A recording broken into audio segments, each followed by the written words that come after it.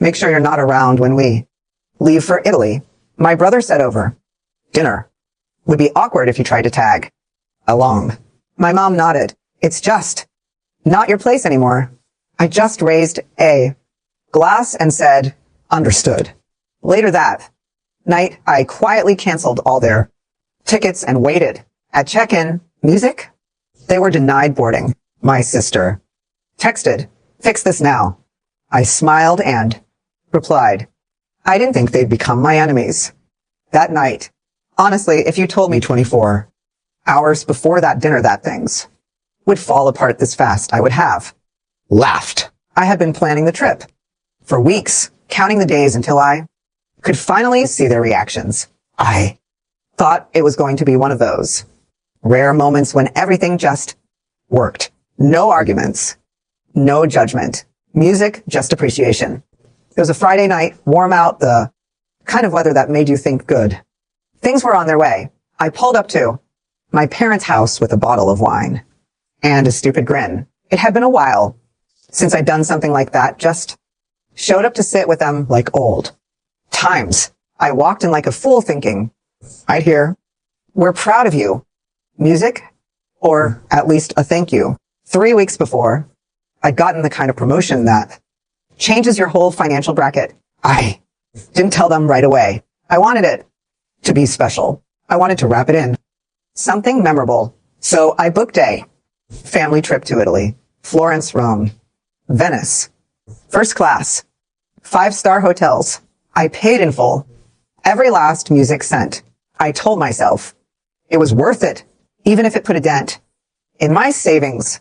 They were family. That's what you do. When I finally told them, I expected surprise, tears, maybe gratitude at the very least. But what I got instead was something I still can't fully explain. My mom gave this half smile and said, that's generous of you. My sister asked if she could bring her friend Mia. My dad raised his eyebrows, like he couldn't believe I had that kind of money. And my brother, he just poured himself another glass of wine and said something I'll never forget. Just make sure you're not around when we leave for Italy. Would be awkward if you tried to tag along. I thought he was joking. I looked at him, waited for the punchline, but he wasn't smiling. My mom didn't even flinch. It's just this trip. It's going to be about us. You've got your life now. Music, and that's great. But it's not really your place anymore. I stared at them.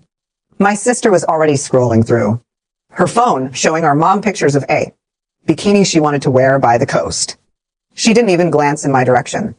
No one asked what I meant when I said, understood. I said it calmly. I even raised my glass like I was toasting to their plan.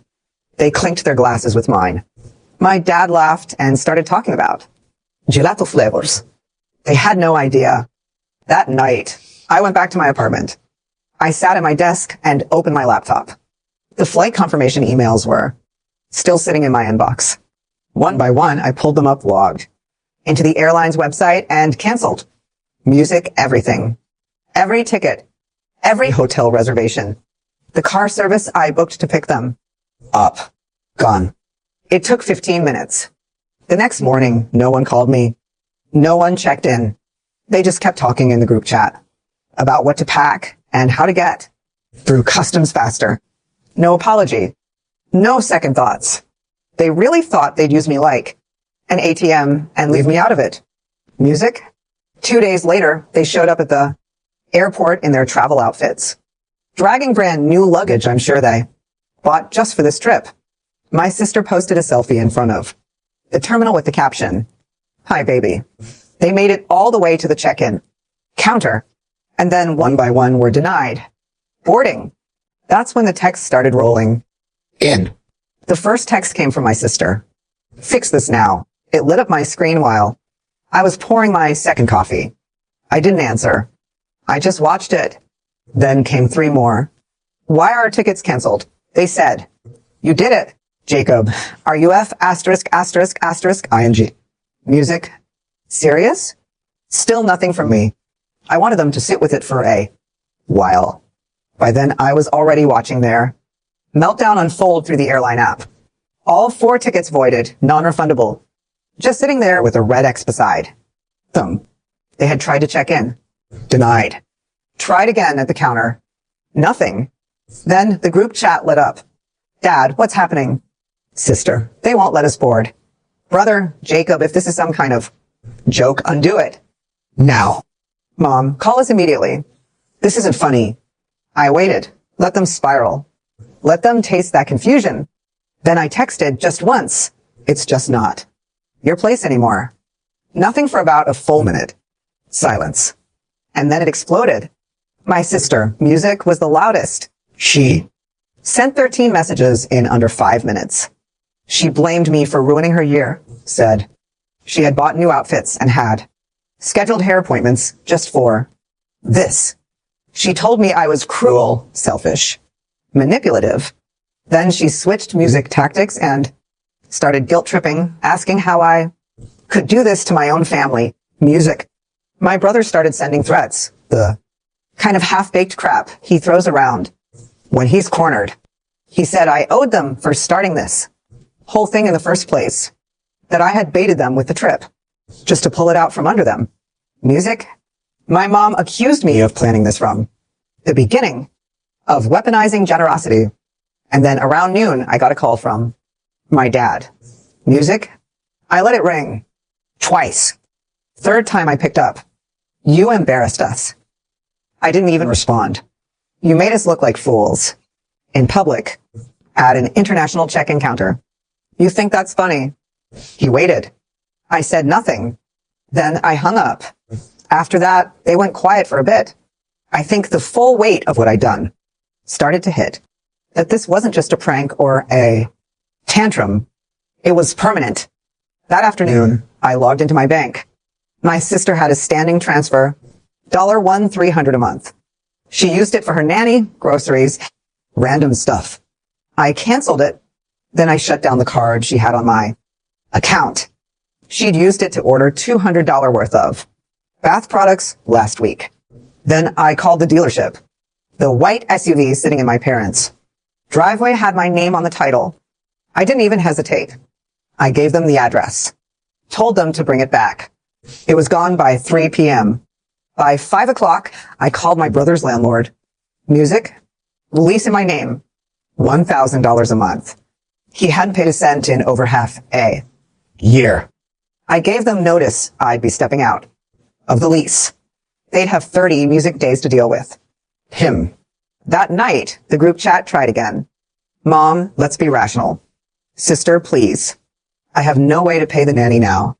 Brother, I'll figure it out, but what you did was messed up. No apologies. No real remorse. Just panic. They thought I was still the version of me who needed them.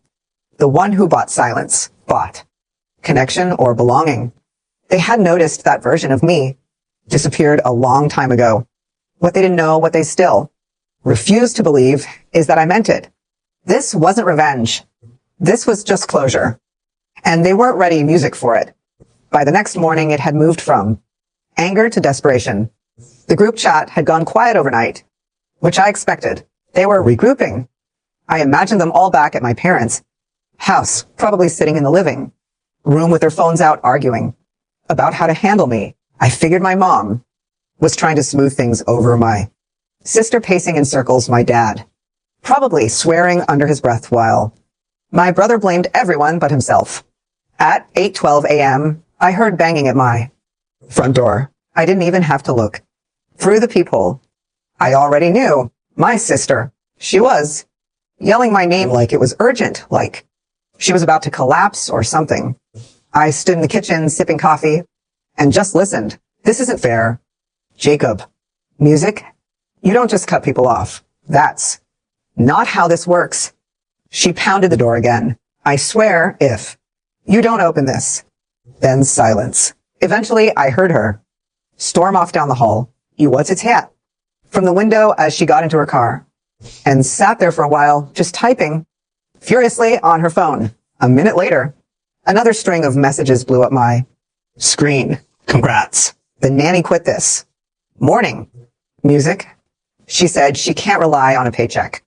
That might vanish. So now I'm stuck with everything, followed by you did this for. What? Because of one dinner. Conversation, and then you need help. I didn't respond. Music. Instead, I logged into my bank again and double-checked. Transfers to her? Cancelled. Card. Music. Disabled. She wasn't bluffing. I had no doubt the nanny walked. She probably thought this was just another one of my sister's dramas and didn't want to get caught in it. Smart woman. A few hours later, my phone rang again. It was my dad. I let it go to voicemail like I had with all of them. His message was longer this time. It started music like this.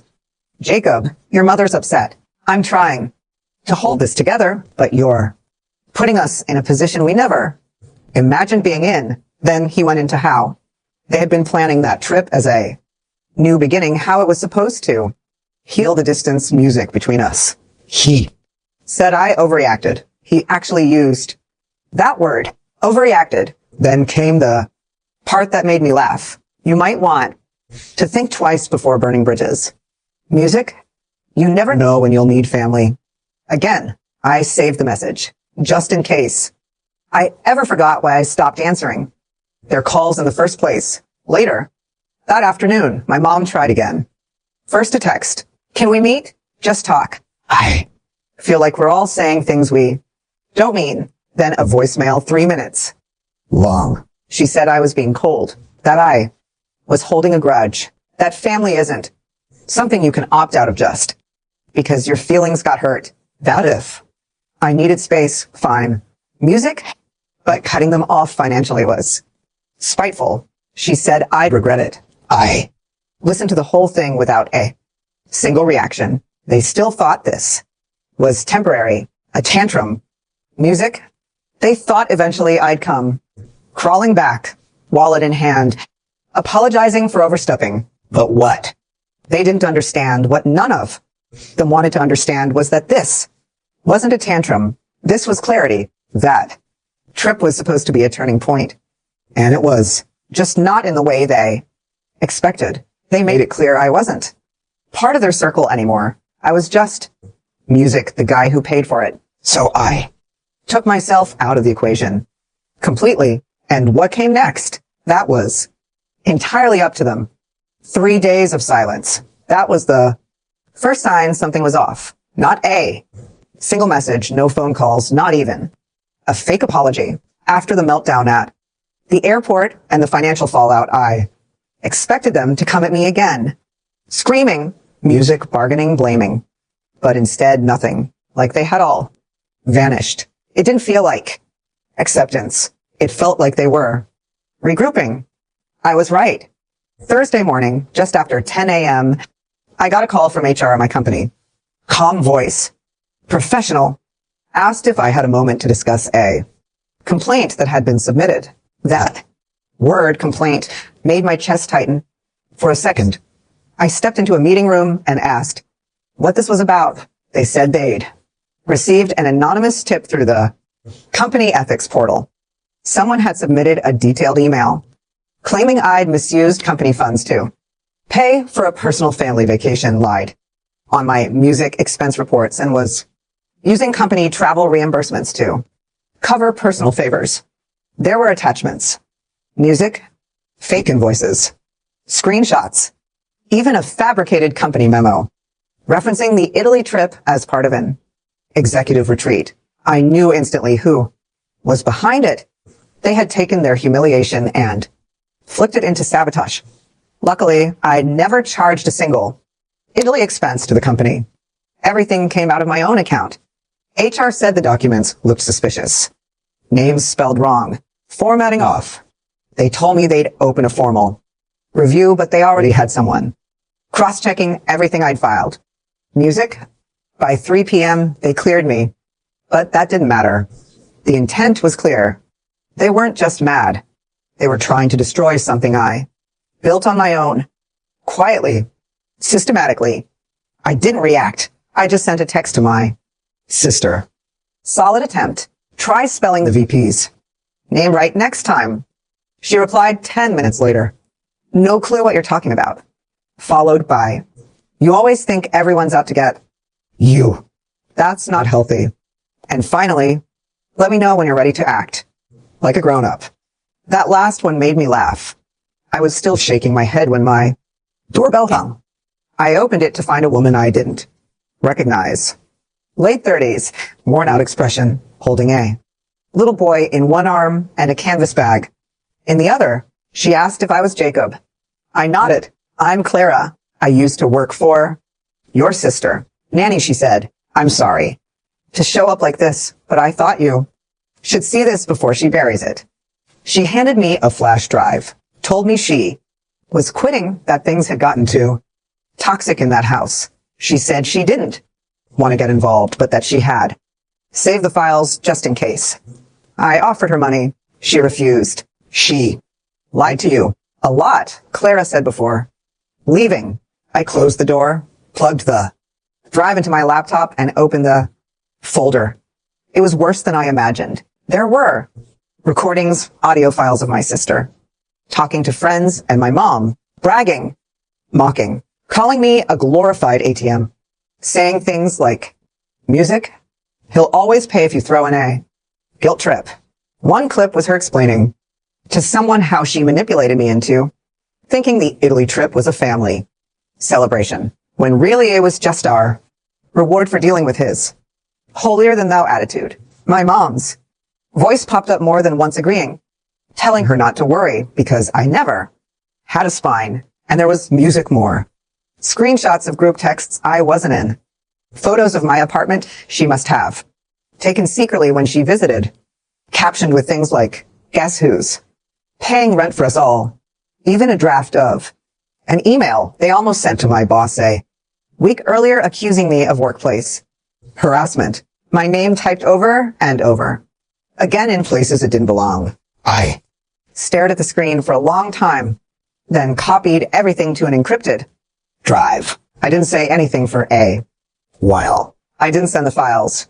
I didn't threaten them. I just sat with it until around midnight. That's when I texted her one last time. "I know everything.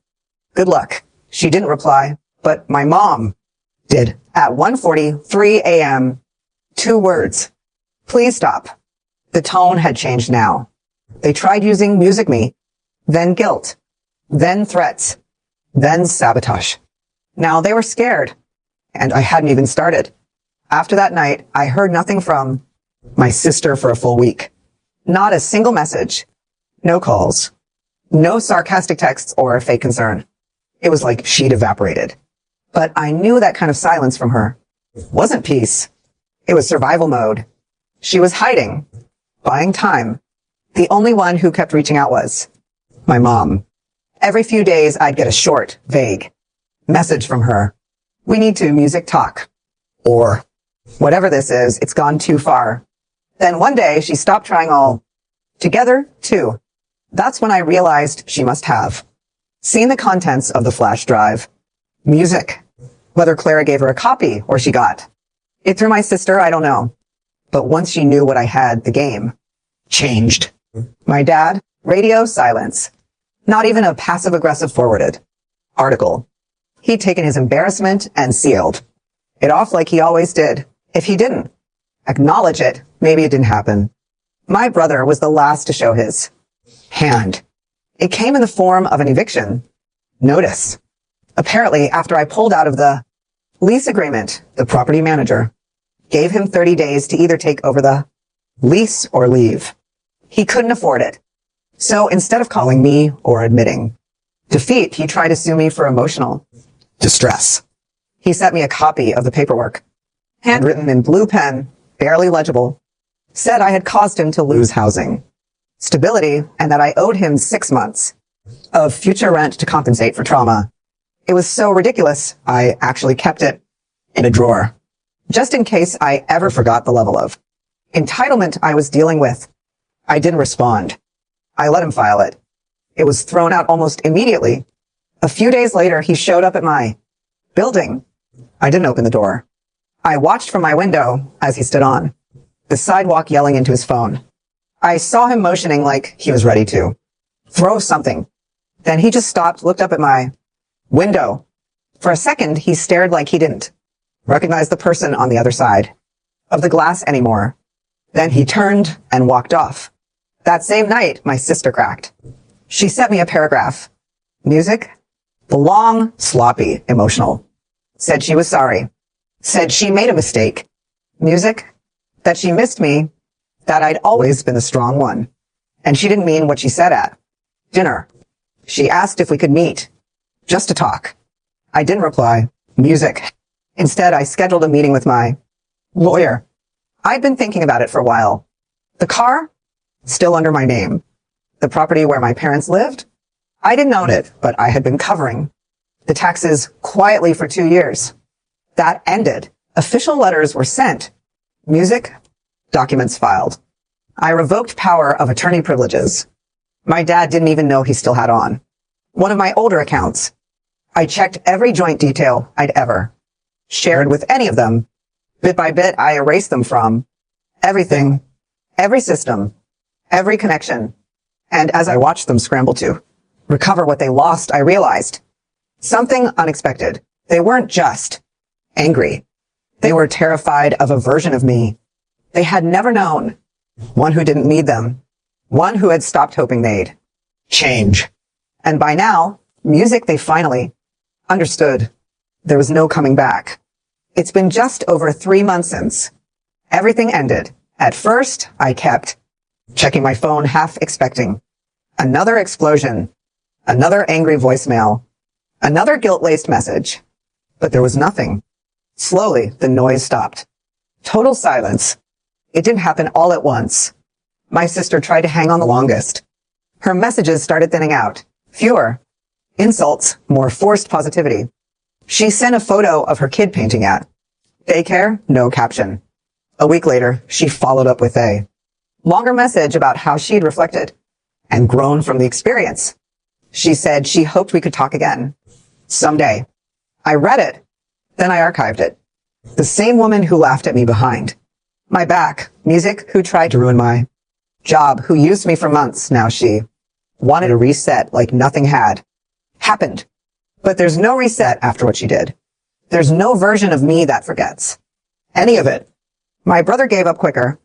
I found out through a mutual acquaintance that he was crashing on a friend's couch and trying to sell sneakers online to make rent.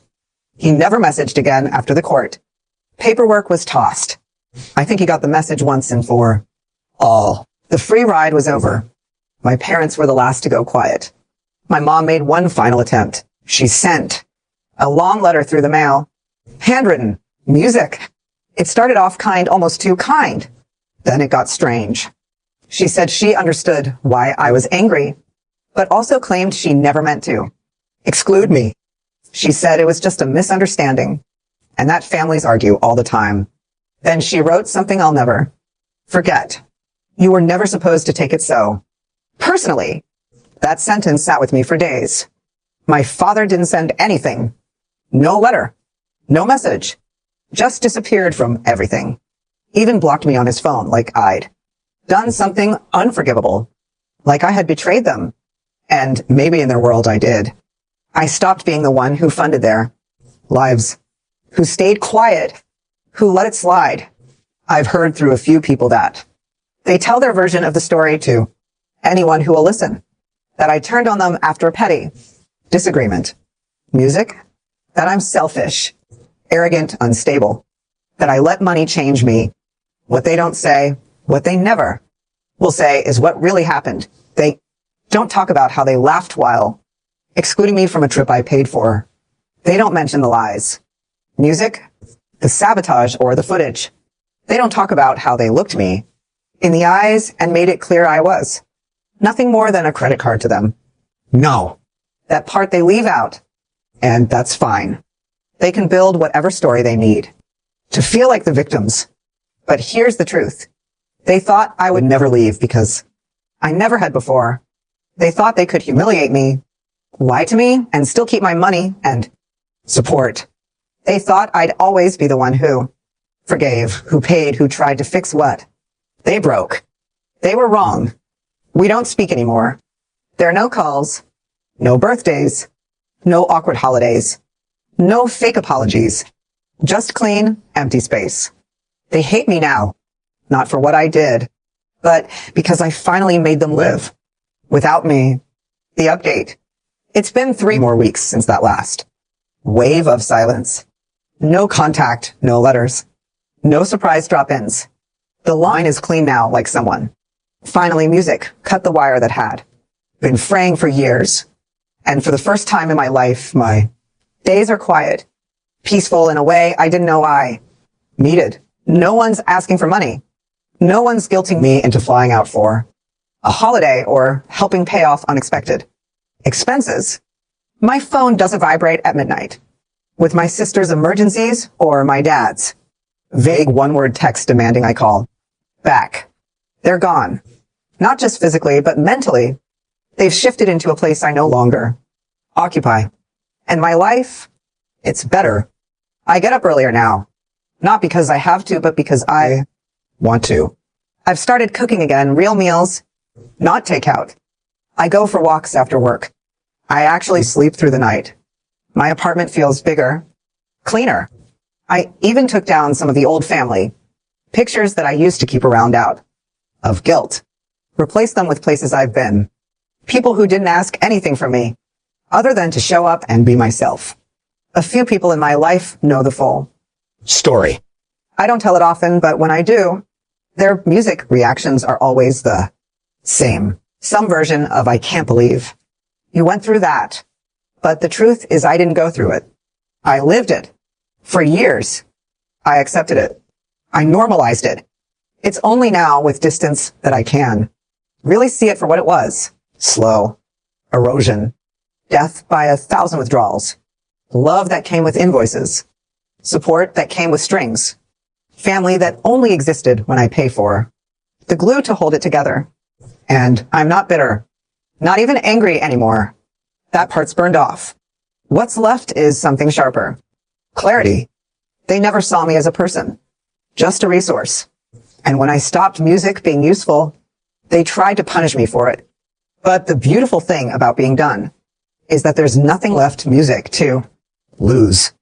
No more trying to fix what was never real. No more hoping they'll wake up and see me for who I actually am. I've deleted their numbers. Music? Blocked their emails. Cut off the remaining accounts they quietly depended on.